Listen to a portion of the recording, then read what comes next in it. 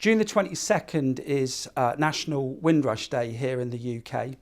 It's a chance to celebrate, commemorate and educate about the tremendous contribution that the Windrush generation and their descendants have made to Great Britain. So as part of that, this year the museum is launching a very special online exhibition in partnership with the Barbados Museum Historical Society, together with the University of the West Indies. Through the wonders of modern technology, we've got a chance to bring these people together so that we can hear a little bit more about what visitors to the online exhibition can expect to see and to discover about this Windrush generation and their legacy. What we realized was that in the Caribbean, we had not really discussed or examined or explored or interpreted the whole process of the outgoing migration of Caribbean nationals. Well, they were not then nationals, Caribbean Britons to Britain. There were these recognitions that had to be addressed, and we had to recognize that new and different ways would need to be taken on board in order to do the story justice. We reached out to organizations in the UK such as Reading Museum, who kindly shared some images from their Huntley and Palmer collection of Caribbean communities working in that industry. That was the first level, the kind of content sharing. In the content itself in the Caribbean from Caribbean institutions, that the collecting of these stories hadn't really been done on a large scale. I think it was perhaps fortuitous that the exhibition itself was being generated at a time when the Windrush scandal was a very prominent thing within Britain and by extension throughout the diaspora, which had been a part of colonial Britain. There was active discussion at the time when we were collating the content for the exhibition. There was a lot of very healthy discussion around that, around what these memories meant, what they could mean, maybe even what they could do to assist with understanding what needed to be done in Britain and the Caribbean in order to redress some of the social issues. So what can people expect to see and to learn from the exhibition? It's going to be very different for each person depending on where they fall on the spectrum in relation to Windrush, whether they were themselves a migrant, whether they're a descendant of a migrant, or maybe it's just a part of British history that they're interested in discovering more about. There's something very, very critical about being able to engage with video footage or lived memories of people. We had people who cried on opening night while walking around and going through and just looking at the panels and listening to the audio and the video. We've had people who said that they felt like if a burden had been lifted from them because the world now was able to see what they had been through, the hardships they endured, the contributions they made. They felt the sense of being recognized as having made a significant contribution. Can you tell us about the themes that appear in the exhibition? Look at a broad range of themes. This begins with looking at the conditions within the Caribbean for migration. And we do stress that it was a recruitment process from the UK.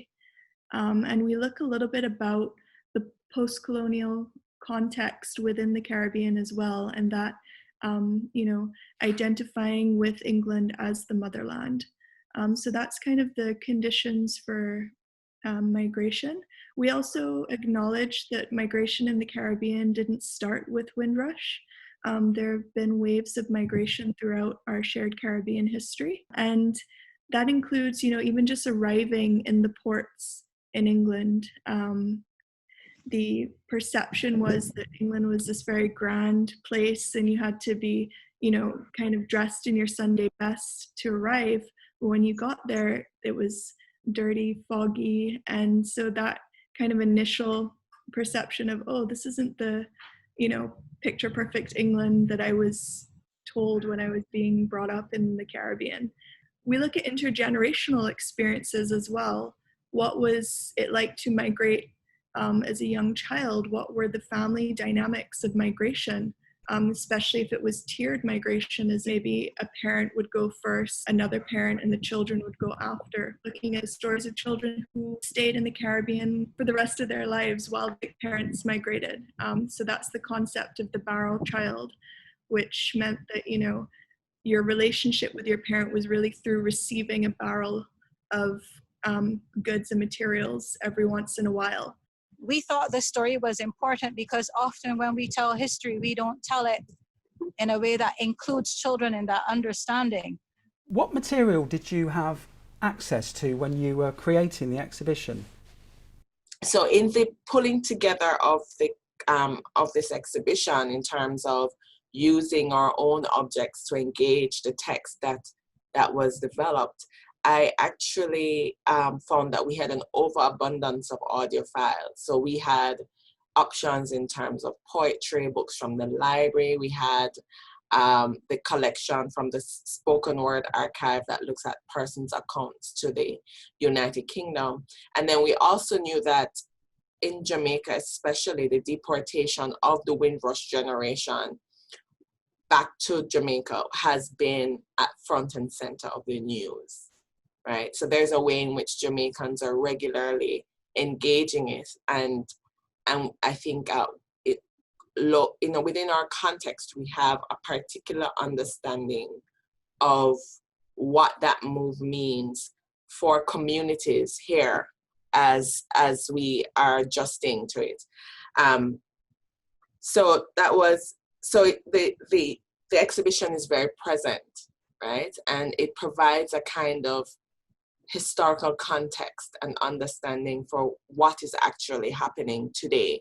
Interestingly, we struggled to find objects that would quintessentially represent that migration experience. And I think it has something to do with the ways in which I'm speaking for the Jamaican context, but definitely in the Jamaican context, there's something to be said about how we collect the late colonial independence period and how we represent Caribbean migration in object format. And I think so much of it is intangible, but the other and cultural in terms of, you know, music and dance and carnival and so on. For my colleagues in Barbados, I think they've done extremely well in terms of, you know, their engagement with their communities and the ways in which they have brought history to the forefront, not only object-based, but more through exploring complex relationships between not just Barbadians in Barbados and Barbadians living in the United Kingdom, but also their relationship with other Caribbean islands. Museums also have to think about histories of decolonization, not only from the old museums rethinking how they represent their artifacts, but also their conversations with us in the diaspora and in former colonies. I do think it's a very complex situation, and I think one of the ways to move forward is to just say that this truth exists regardless of how people feel about it. I think we should keep in mind one of the reasons why the exhibition was called Enigma of Arrival is because there are these continued questions and these continued obscurities around the experience, and obscurities which are both unconscious and deliberate. The obscuring of documentation has been particularly critical.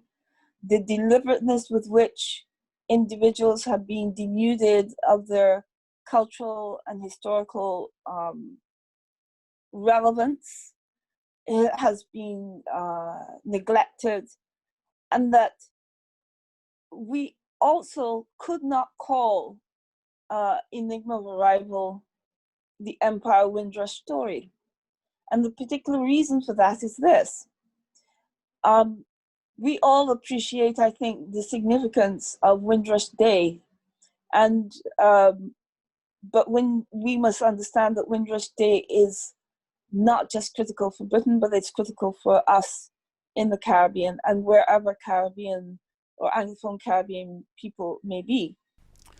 Right, well, thanks ever so much for talking to me today. That's wonderful. So, look, there we have it. Don't forget, 10 a.m, Windrush Day, Monday the 22nd, for the Enigma of Arrival exhibition on the museum's website.